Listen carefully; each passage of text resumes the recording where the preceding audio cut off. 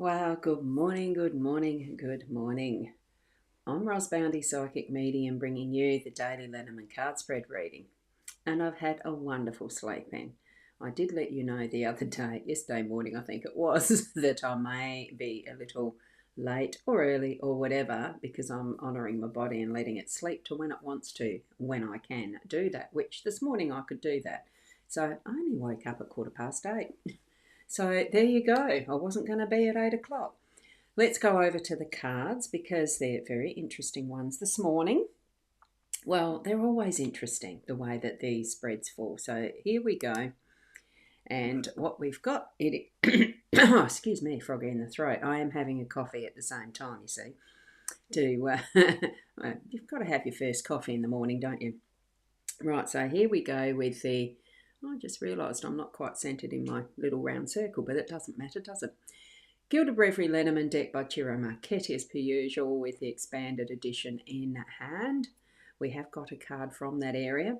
We've got the home in the house in the home space. We've got the young lady as the theme for the day today, and she was in the home spot.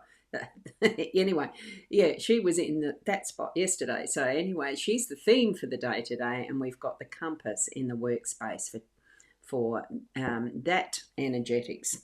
And here is our wisdom for the day is fortune favours the brave. So just be in that energy of being brave.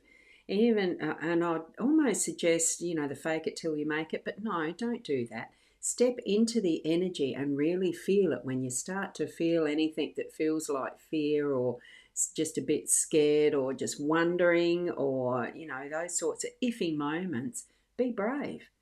Fortune favours the brave. Take that step and really shift into that energy of being brave. Okay, so that's what we've got for the day today with our wisdom. Going to zoom into our main spread so that we can see them more closely. So for Fiona, who is wonderfully doing the numerology, what we have is card 4 is the home house card that is in the home space. So card 4, card 29 for the young woman, and card 42 for the compass. And whether Fiona is wanting to do the aces as a one, that's up to her. You may like to yourself. It's very easy to do numerology. You just add up the numbers from wherever you see them, as in the single digits. So it's 4, 2 plus 9 plus 4 plus 2. You bring it down to a single digit so that what you have is between the 1 and 9, so that's the final number. Okay, that's something that it'd be lovely to have Fiona on as a guest, or to be able to show us how she does the numerology and what each means as far as each of those numbers and the energetics of it. I could, but I'm not an expert in it. Another woman who I really love to watch as well is Lynn Buzzertill. She's a superb expert in the numerology field.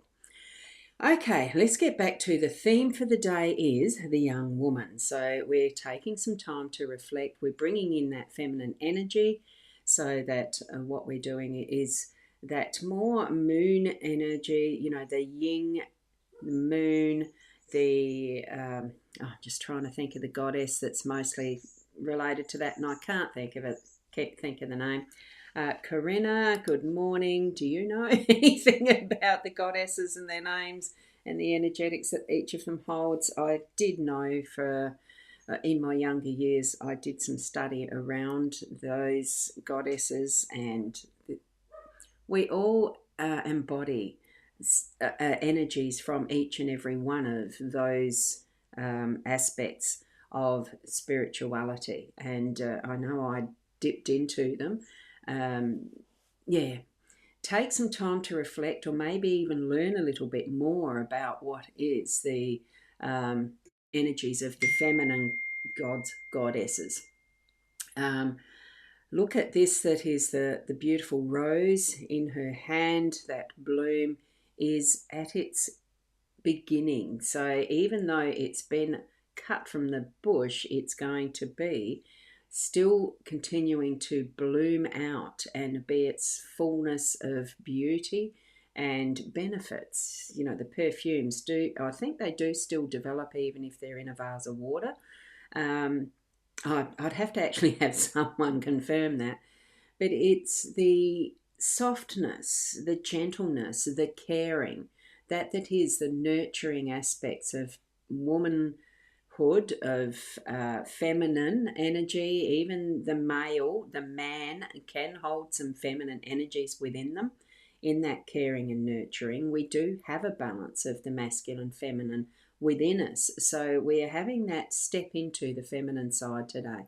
So as you're moving around doing what you're doing, certainly do touch on that more feminine aspect of what you are experiencing so that you can bring more of what is that gentle side forward. I'm feeling it is that gentle touch needing to be the predominant aspect of how you behave and do what you do today, and even how you understand and feel what you feel from that feminine aspect. Okay, even you men, as far as that goes too. Okay, and she is looking at the home space, so bringing in that importance of what our house and our home is, because this is in the home space, the energetics of that this morning. And oh, excuse me. And Corinna has responded with Kuan Yin. Yes, Kuan Yin might be very appropriate as far as the goddess energy. Let's you take on that energy of Kuan Yin for today. One of the more Indian goddesses from memory, and I agree with you, Corinna. I don't retain a lot of information that I can recall either, so I fully understand that. The more this is going grey, the more that's happening. But hey, that's what being alive is. It's experiencing all aspects of the stages of what we move through. And yes, but do work with goddesses at times. Absolutely, that's the pace and the way that I move through life is when there is a need, that energy will show to be worked with, and the presence of those energies do certainly come into the day at those, whatever time, whatever is happening. I do, yes. Perfect timing for everything. And here we have in our home, the house and the home space. I love this little house, the way that Chiro has depicted it, because it is like fairy tale almost. It's that not quite gingerbread, not quite old Mother Hubbard. It's a combination of all the nursery rhymes, fairy tales, and that we have in our hearts, I'm sure, for a lot of us, this gorgeous little storytelling type of a house. And what is the story that this is showing us is the gate is open and it's welcoming. The door is front and center.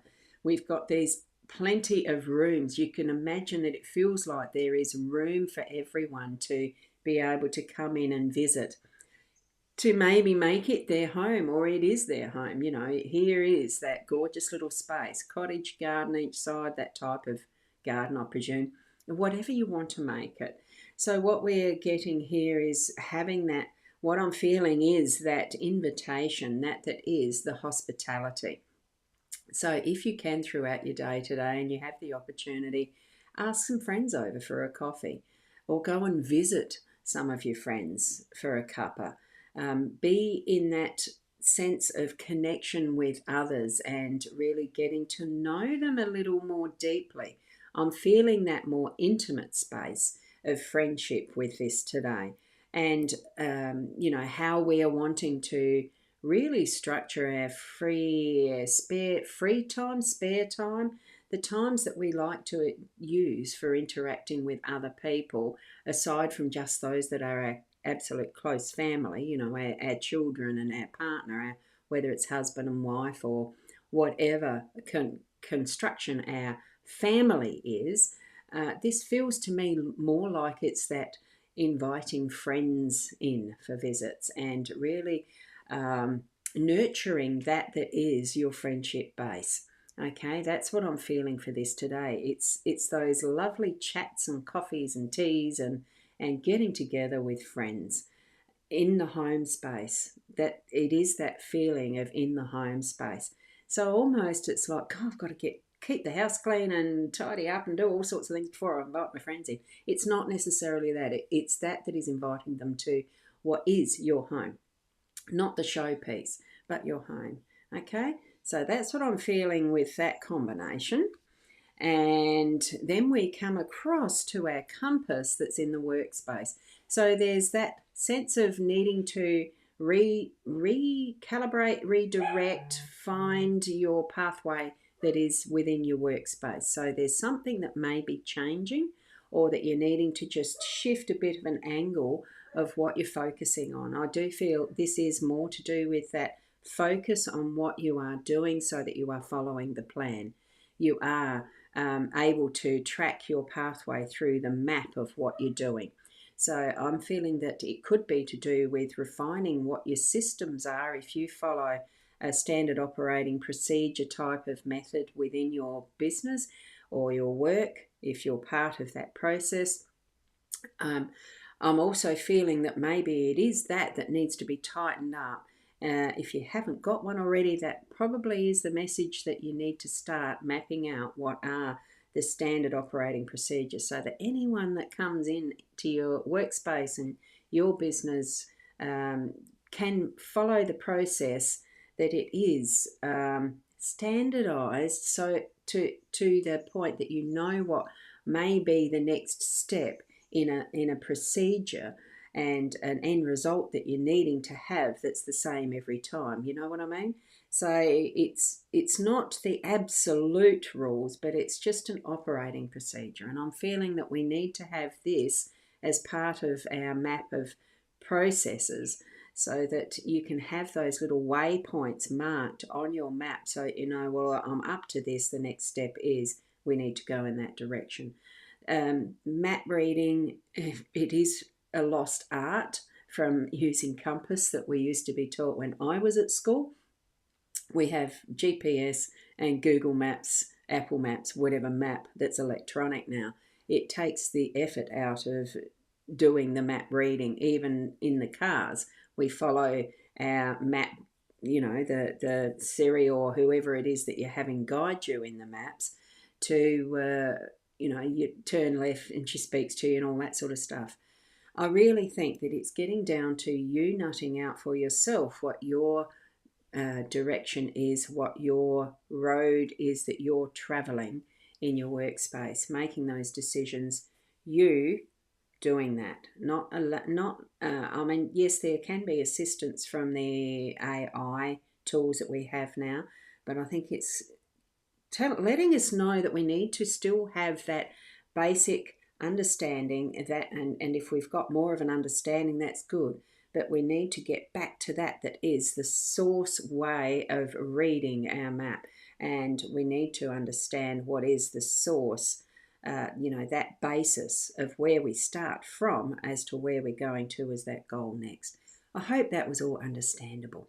Okay, so I've got a thumbs up there from, I presume it's Corinna. I've only got Corinna commenting right at the moment. So wonderful to have you there too, Corinna. Thank you. So if you are feeling a sense that you've sort of lost a direction, chat with your friends, girlfriends, boyfriends, whatever you have as that connection as friendship, and really think about what we're doing as our source, as where we start our journey from, where we've come from our home space, and where we're moving it to in our workspace. It really is knowing where we're grounded as far as each moment in that sense of ourself, our inner map that is us, if you understand that. Hopefully you can. If not, ask your spirit guides. Ask those angels, even the goddesses, the gods.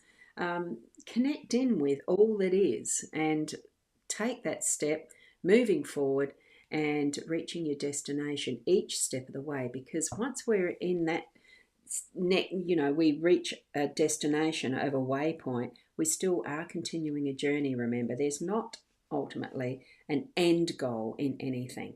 It is the journey that is important.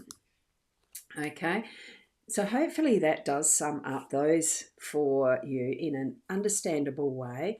Take the cards that you see there in that spread and feel into them your own interpretation. What do you feel as you see them first up? Then really sit with it with your spirit guides or angels giving you a bit of a hint. Just allow the energies to coalesce, so to speak, and give you the messages that are specifically yours, because they will do that when you allow them to.